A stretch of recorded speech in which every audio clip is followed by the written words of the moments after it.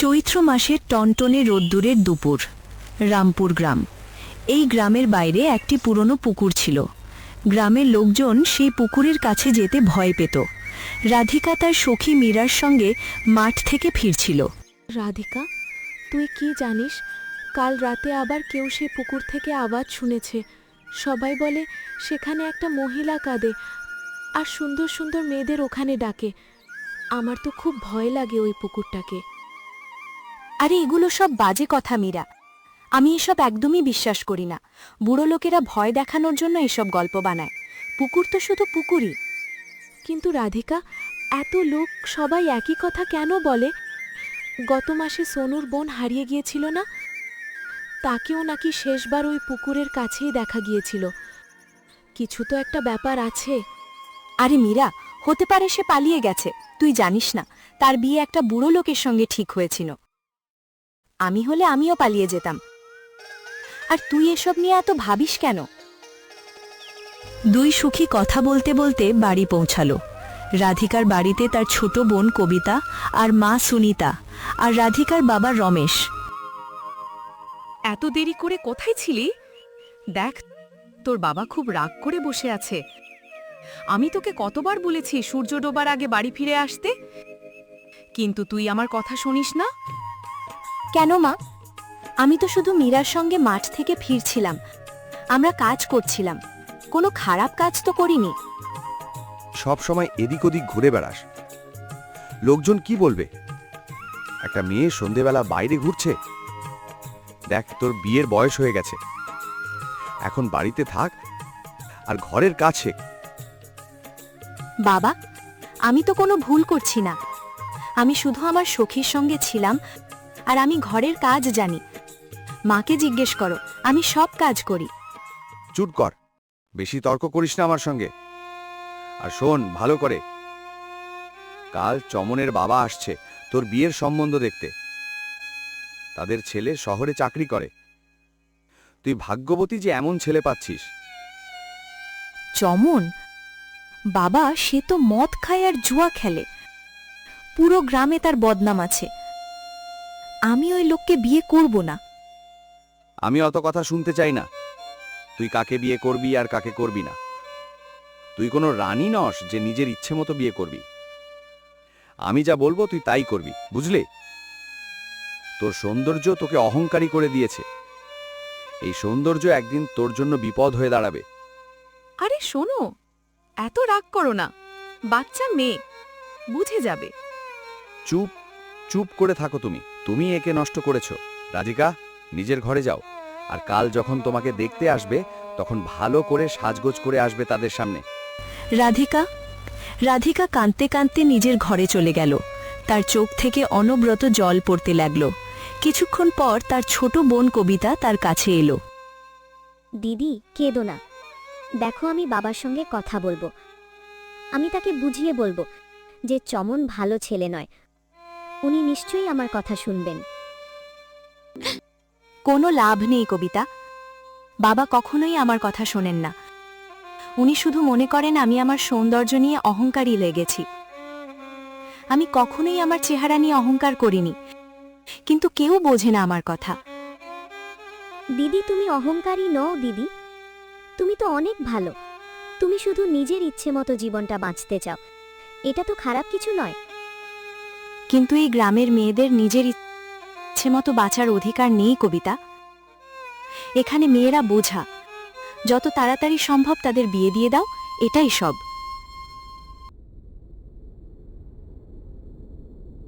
রাত হয়ে গিয়েছে। রাধিকার ঘুম আসছিল না। সে জানলা দিয়ে বাইরে তাকিয়েছিল। তখন সে দূরে সেই পুকুরের দিকে একটা অদ্ভুত আলো দেখতে পেল। এটা কি? পুকুরে আলো কোথা থেকে আসছে? হয়তো কেউ আছে সেখানে। না হলে, না না, এটা আমার মনের ভুল। ওখানে কিছুই নেই।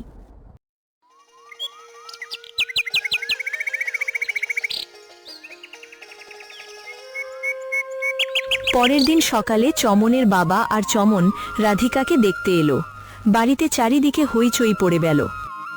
বাহ রমেশ, আপনার মেয়ে খুব সুন্দর। সত্যি বলছি, সাক্ষাৎ মা লক্ষ্মীর মতো লাগছে। আমাদের মেয়ে পছন্দ হয়েছে, কি বলো চমন?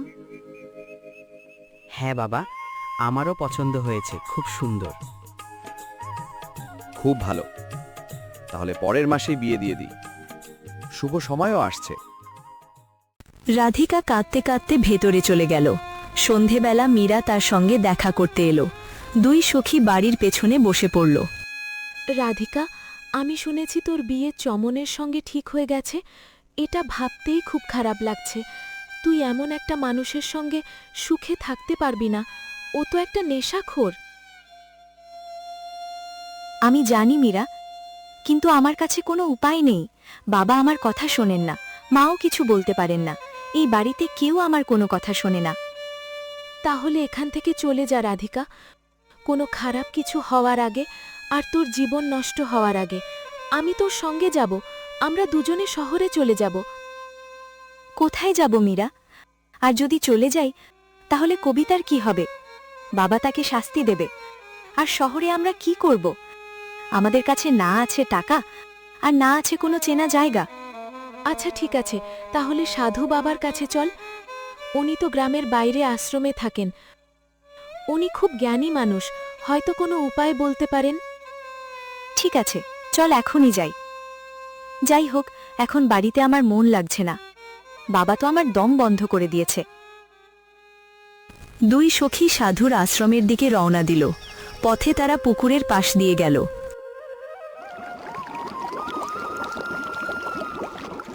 রাধিকা, চল তাড়াতাড়ি এখান থেকে বেরিয়ে যাই। আমার এই জায়গাটা ভয় লাগে। দেখ কত নির্জন। আরে দাঁড়া না, দেখ পুকুরের জল কত পরিষ্কার। চল একটু হাত মুখ ধুয়ে নি, খুব গরম। না রাধিকা, তুই জানিস না, এই পুকুর নিয়ে অনেক কথা শুনেছি আমি। চল আমরা চলে যাই এখান থেকে। না রাধিকা, এখানে থামিস না, চল সামনে যাই। তখন পিছন থেকে এক বৃদ্ধা মহিলার আওয়াজ এলো। উনি দিদা সাবিত্রী ছিলেন। ওই মেয়েরা, তোমরা এই পুকুর থেকে দূরে থাকো। এখানে 15 বছর আগে খুব বড় অন্যায় হয়েছিল। এক সুন্দরী মেয়েকে তার নিজের পরিবার এই পুকুরে ডুবিয়ে মেরে ফেলেছিল।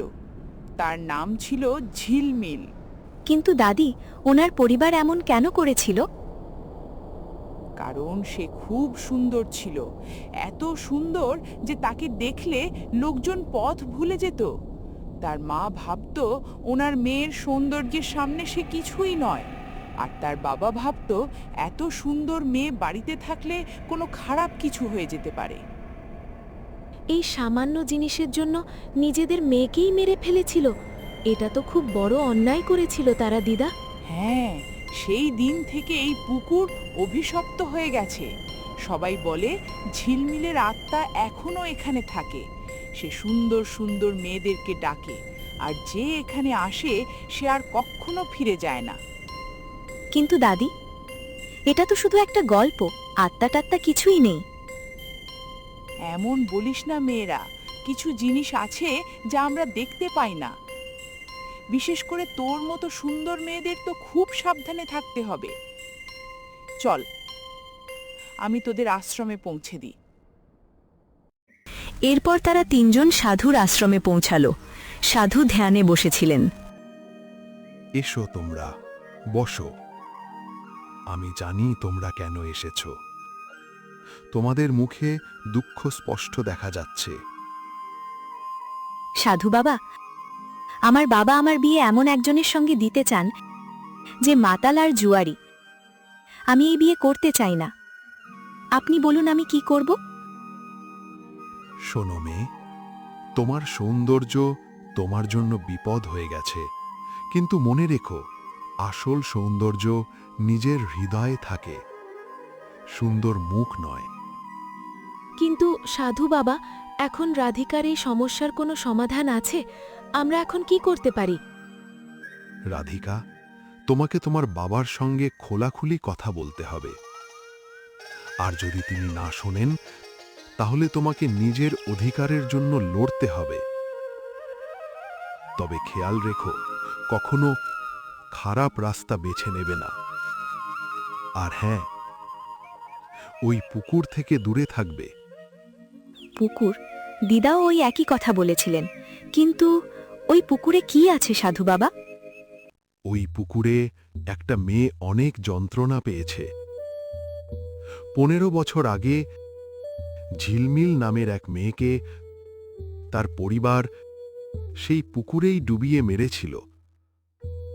সেও তোমার মতোই খুব সুন্দর ছিল। তাহলে কি সত্যিই তার আত্মা সেখানে আছে? হ্যাঁ, যখন কারোর সঙ্গে এত বড় অন্যায় হয় তখন তার আত্মা শান্তি পায় না। ঝিলমিল এখন ওই পুকুরের রানী হয়ে গেছে। সে নিজের মতো সুন্দর মেয়েদের ডাকে, কিন্তু তার উদ্দেশ্য কি তা কেউ জানে না। সাধু বাবা, ঝিলমিলের আত্মা কি শান্তি পেতে পারে না? কোনো উপায় নেই? উপায় আছে দিদা, কিন্তু খুব কঠিন। ঝিলমিল তখনই শান্তি পাবে যখন তার সঙ্গে হওয়া অন্যায়ের প্রতিশোধ সম্পূর্ণ হবে। সে তাদের থেকে প্রতিশোধ নিতে চায় যারা নিজেদের মেয়েদের বোঝা ভাবে। সব শুনে রাধিকা চিন্তায় পড়ে গেল। তার নিজের আর ঝিলমিলের গল্পে অনেক মিল দেখতে পেল। সাধু বাবা, যদি আমি সেই ঝিলমিলের সঙ্গে দেখা করি তাহলে কি হবে? আমার মনে হয় সে আমাকে বুঝবে। না মা, তুমি আরো বড় বিপদে পড়তে পারো। তুমি ওই পুকুরের কাছে যেও না। ঝিলমিলের আত্মা এখন প্রতিশোধের আগুনে জ্বলছে। সে কাউকেই ছাড়ে না। রাধিকা, সাধু বাবা ঠিক বলেছেন, তুই ওই পুকুরের কাছে যাস না। ঠিক আছে, আমি যাব না। চল এখন বাড়ি যাই, দেরি হয়ে যাচ্ছে। দুই বান্ধবী আশ্রম থেকে বেরিয়ে এলো। তাদের বাড়ি থেকে ফিরতে সন্ধে হয়ে গেল। রাধিকা নিজের ঘরে শুয়েছিল। তখন আবার জানলার বাইরে সেই আলো দেখতে পেল। আবার সেই আলো, এটা ওই পুকুর থেকেই আসছে। আমার গিয়ে দেখা উচিত সেখানে কি আছে। রাধিকা চুপি চুপি বাড়ি থেকে বেরিয়ে পুকুরের দিকে রওনা দিল। এটা কি? জল এত চকচক করছে কেন? তখনই হঠাৎ জলের ভেতর থেকে একটা আওয়াজ কানে ভেসে এলো। রাধিকা, আমার কাছে এসো, আমার তোমার সঙ্গে কথা আছে। কে কে ওখানে? আমাকে কেন ডাকছে? আমি ঝিলমিল, যাকে 15 বছর আগে মেরে ফেলা হয়েছিল। আমি তোমার মতোই ছিলাম রাধিকা, সুন্দর আর নিষ্পাপ, কিন্তু আমার সৌন্দর্যই আমার মৃত্যুর কারণ হয়ে উঠেছিল। তুমি সত্যি আছো? আমি ভয় পাচ্ছি। ভয় পেও না রাধিকা, আমি তোমাকে কোনো ক্ষতি করব না। আমি শুধু তোমাকে সাহায্য করতে চাই। তোমার আর আমার গল্প একই রকম। তখন জলের ভেতর থেকে একটি মেয়ের মুখ ভেসে উঠল। সে দেখতে খুব সুন্দর ছিল, কিন্তু তার চোখে ছিল যন্ত্রণা। এসো রাধিকা, জলের ভেতরে এসো। আমি তোমাকে আমার জগৎ দেখাতে চাই। সেখানে তুমি সব প্রশ্নের উত্তর পাবে। জলের ভেতরে? কিন্তু আমি তো ডুবে যাব। আমি সাঁতার জানি না। তুমি ডুববে না, আমার সঙ্গে এসো, আমি তোমাকে রক্ষা করব। সে জলে হাত দিতেই এক অদ্ভুত শক্তি তাকে টেনে নিল।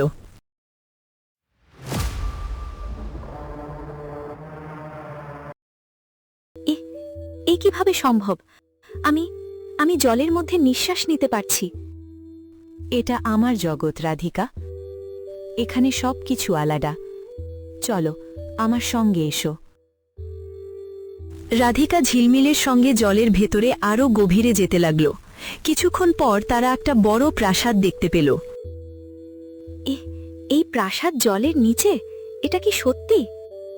হ্যাঁ রাধিকা, যখন আমার পরিবার আমাকে মেরে ফেলেছিল তখন আমার আত্মা শান্তি পায়নি। আমার ভিতরে এত কষ্ট ছিল, এত রাগ ছিল যে আমি এখানে অন্য জগৎ তৈরি করে নিয়েছি। এটা আমার জগৎ, আর এখানে আমি রানী। প্রাসাদের ভেতরে ঢুকে রাধিকা দেখল সেখানে আরও কিছু মেয়েও আছে। এরা কারা? এরা এখানে কেন? এরা সবাই আমার মতোই রাধিকা। এদের সঙ্গেও অন্যায় হয়েছে। এদেরও তাদের পরিবার সৌন্দর্যের কারণে অত্যাচার করেছে, কেউ মারা গেছে, কেউ নিজের জীবন শেষ করে দিয়েছে, আর এখন আমরা সবাই এখানে। ঠিক তখনই একজন চাকর এলো। তার নাম রহবার। সে ঝিলমিলের সেবক ছিল। মালকিন, এই নতুন মেয়েটি কে? একেও কি এখানেই রাখবেন? না রহবর, রাধিকা আলাদা। সে এখনো জীবিত। আমি শুধু তাকে আমার গল্প জানাতে চাই, তারপর সে চাইলে ফিরে যেতে পারবে। আমি তোমার গল্প শুনতে চাই ঝিলমিল। তোমার সঙ্গে কি হয়েছিল সেটা জানতে চাই। আর এসব কেন? বসো রাধিকা, আমি সব বলছি। 15 বছর আগের কথা। আমিও তোমার মতোই সাধারণ একটা মেয়ে ছিলাম। ঝিলমিল চোখ বন্ধ করল এবং 15 বছর আগের সেই ভয়ঙ্কর রাতটা মনে পড়ে গেল। আমি আমার ঘরে ছিলাম। আমার মা কমলা আর বাবা রাজেন্দ্র দুজন বাইরে বসে কথা বলছিলেন। আমি লুকিয়ে তাদের কথা শুনছিলাম। শোনো, এই মেয়েটার জন্য আমি খুব বিরক্ত। আমি যখনই বাজারে যাই সবাই আমার নয় ঝিলমিলের প্রশংসা করে, বলে তোমার মেয়ে কত সুন্দর, যেন আমি কিছুই নই। আমাদেরকে এর থেকে মুক্তি পেতে হবে। ওর সৌন্দর্য ওর মৃত্যুর কারণ হবে। সেদিন আমি সব শুনে ফেলেছিলাম রাধিকা। বিশ্বাসই করতে পারিনি যে আমার নিজের মা বাবা আমার সম্পর্কে এমন ভাবতে পারে। আমি সেদিন অনেক কেঁদেছিলাম, কিন্তু কিছু করতে পারিনি। তারপর কি হলো? ওনারা তোমার সঙ্গে কি করলো? পরের দিন সন্ধ্যায় মা বলল, চল পুকুরে যাই। আমি কিছুই জানতাম না। আমি তার সঙ্গে গেলাম। পুকুরে আমার বাবাও ছিলেন। মা, আমরা এখানে কেন এসেছি? আর বাবা এখানে কি করছেন? এসেছো তো, এখন এখানেই থাকবে। কি বলছেন মা? আমি কিছু বুঝতে পারলাম না। তার মানে হলো তোর সৌন্দর্য আমাদের জীবনে অনেক সমস্যা এনেছে। এখন আমরা এটা থেকে মুক্তি চাই। না, আপনি এটা করতে পারেন না। আমি আপনারই মেয়ে। আপনি আমার সাথে এটা করতে পারেন না। সেই রাতে রাজেন্দ্র আর কমলা ঝিলমিলকে পুকুরে ঠেলে ফেলে দিল।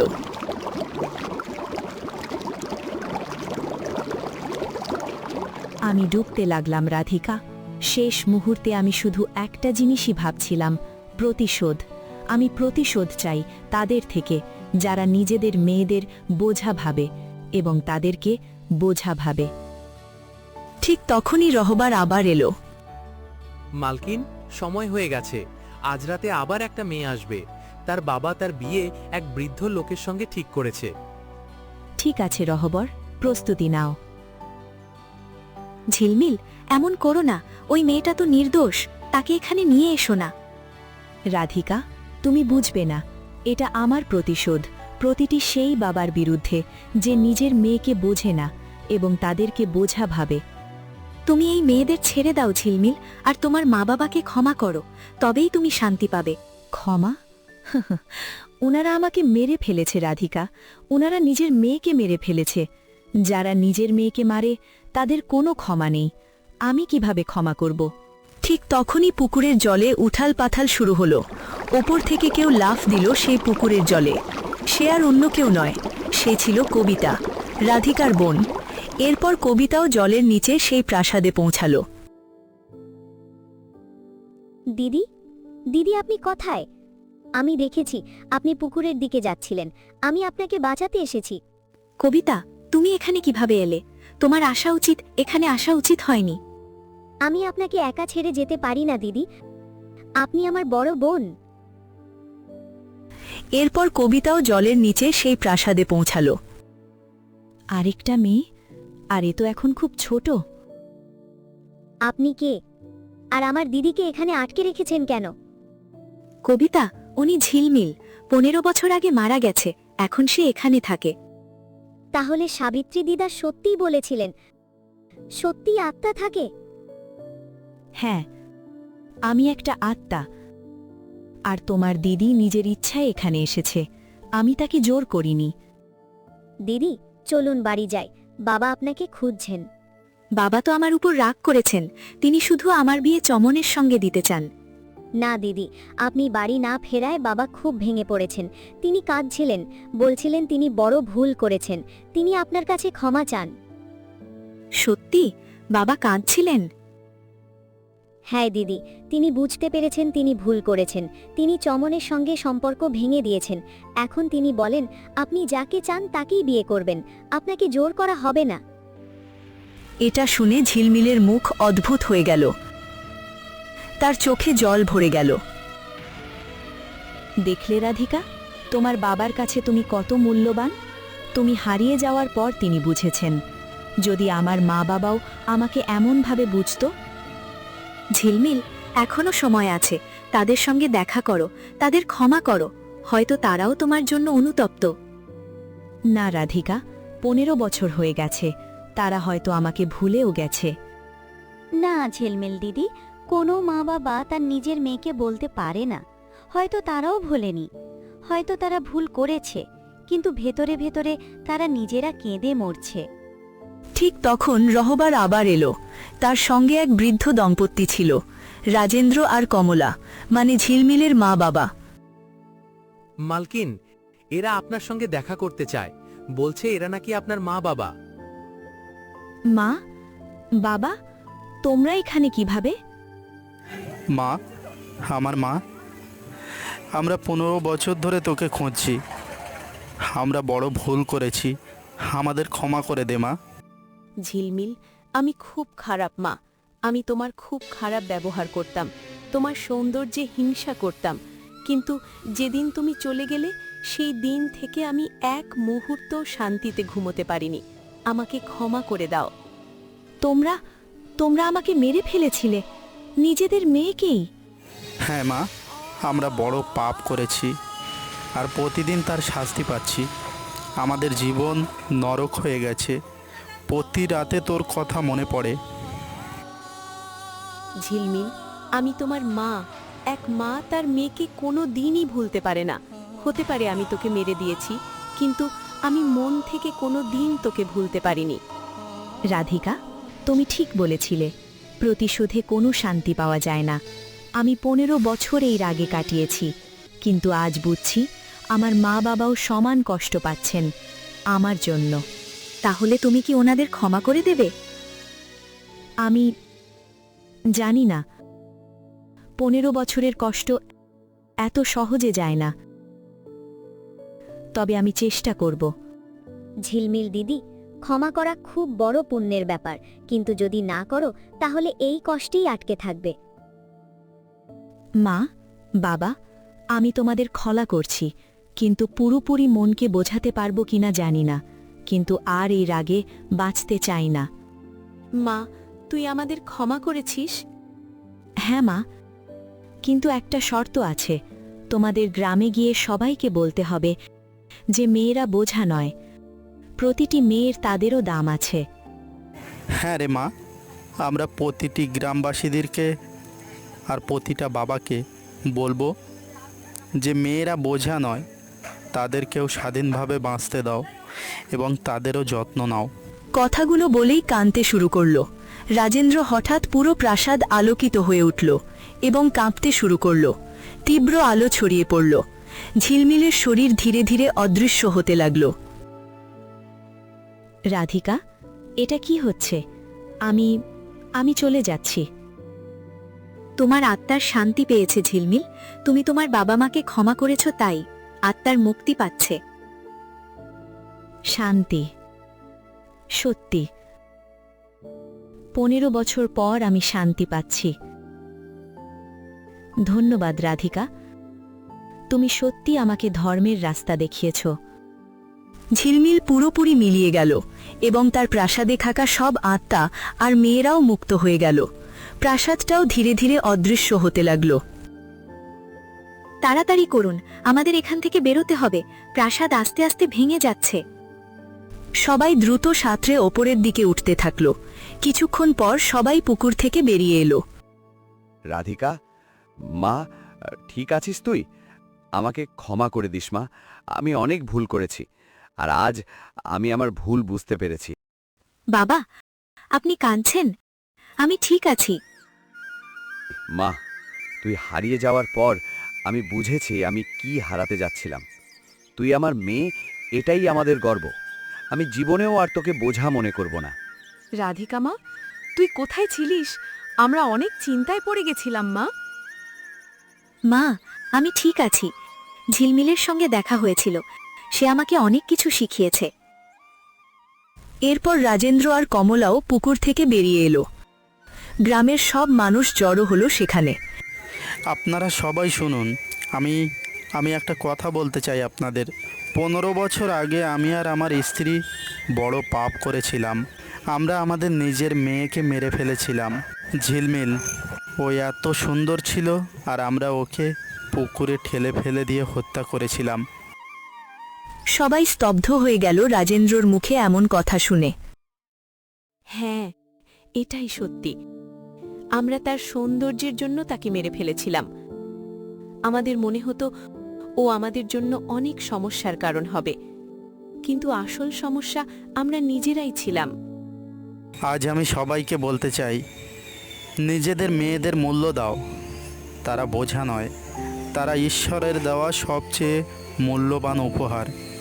আমি সেই উপহার হারিয়েছি, তোমরা হারিও না।